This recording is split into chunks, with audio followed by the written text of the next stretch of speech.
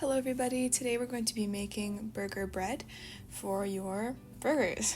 This recipe is very similar to what we called pigeon bread, but if you haven't seen that video yet, you should stay and watch this one. The only difference is really how you shape the bread, but yeah. So for your dry ingredients, you're going to add salt, sugar, and yeast, and obviously flour. Put that straight into your mixer to begin with because you're going to incorporate 2 cups of water into the mixer. Make sure it starts to stick together and incorporate it slowly. Don't just dump it in all at once. Let the dough do its thing until it's looking like this, and then you're going to add some olive oil so it can clean up those final scraps that are scattered on the sides of the bowl and become a full bread. Then add some olive oil into a separate bowl and spread it around to cover the whole surface, and add your dough. Really be gentle with it in there. And then we're going to proof it at 100 degrees Fahrenheit in our oven. You can also use a convection drawer or outside if it's hot enough.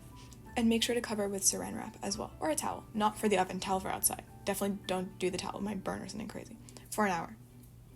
But look how much it has risen, so pretty. Take off your saran wrap, punch a hole right in the middle, and then swoop inwards so that you can gather it all nicely, and make 4 dumplings now, kinda, because we're gonna chop those up into our even pieces.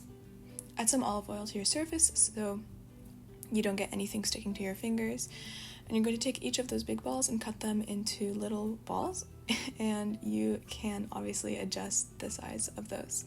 Large ones to begin with to make larger buns. Same with this step. You can cut it into 2 pieces if you want larger buns, and more pieces obviously if you want smaller. Depends on how many people you're feeding and what the preferences are of everybody.